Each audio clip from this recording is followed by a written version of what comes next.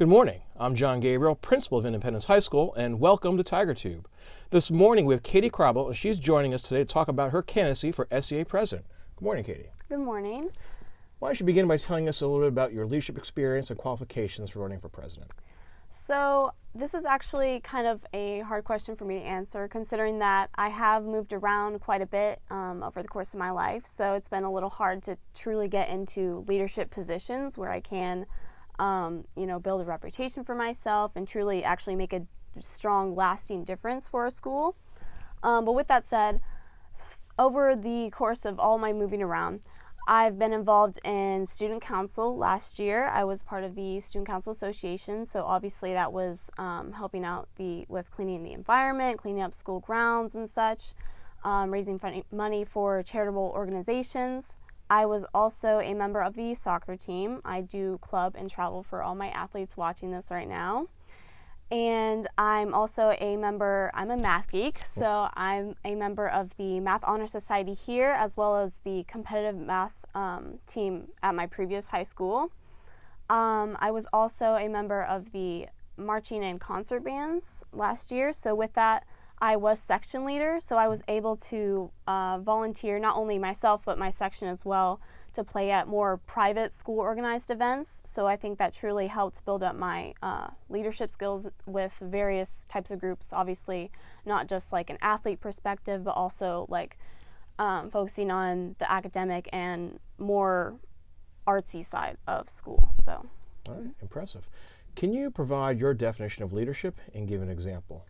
So in my opinion, I think there's a stigma around leadership where you see a leader and you think, oh, they must be just naturally better than the rest of their group, and that's kind of what makes them a leader.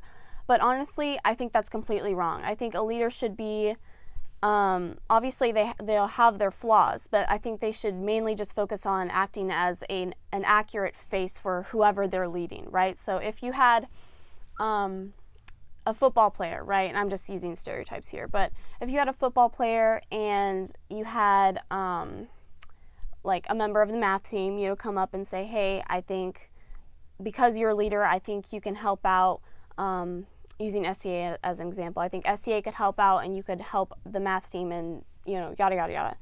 But if they don't understand that on a personal level, or if they don't have that, the same attitude as the other person that they're talking to, like they're not going to be able to actively work together. So in that, I'm saying that a leader has to be able to truly understand everyone's point of view and truly be able to work with that. So just to sum it up, they have to be a people person, and I think I fit that role. Okay.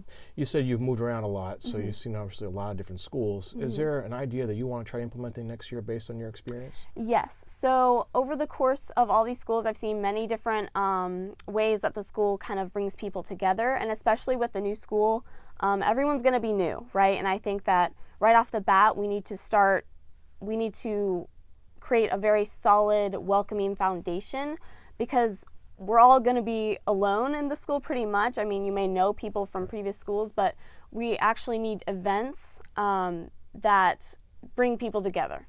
And so my idea would be an event called the Special Olympics, which is basically like, it's like a massive, more serious kind of field day, if you will. It's for special needs students, and this can be from schools around us like Briar Woods, Rock Ridge, or whatever we decide on later. But it's basically where special needs students can have the opportunity to participate in a sort of Olympics. And this would take place in the football stadium, and everyone else, students and staff, faculty, or parents that would like to support their children in the Olympics can come to the stadium, and there could be food. Obviously, we would have our concessions, but also local businesses and whoever would like to sponsor, because I know there's countless, sponsors here, would have the opportunity to sponsor kids in that, or provide food or drinks or whatever. And it'd be at the end of the school year, so it wouldn't be like cold outside or anything. People wouldn't actually be like freezing to death, but it would be a way for not only businesses to get advertising and support our school, but also this would raise money for whatever charitable organization we would want. And it's honestly just a way for kids to not only socialize, get a free day off of school, but also I know that service hours is a big thing here, so that's another great opportunity for this event. And ultimately, it's mainly just for these special needs students that normally don't get to participate in the normal like pep rallies and things. It's just an event specifically for them that the rest of our school can encourage them. I've even seen people create T-shirts with people's names on them to root them on in the games.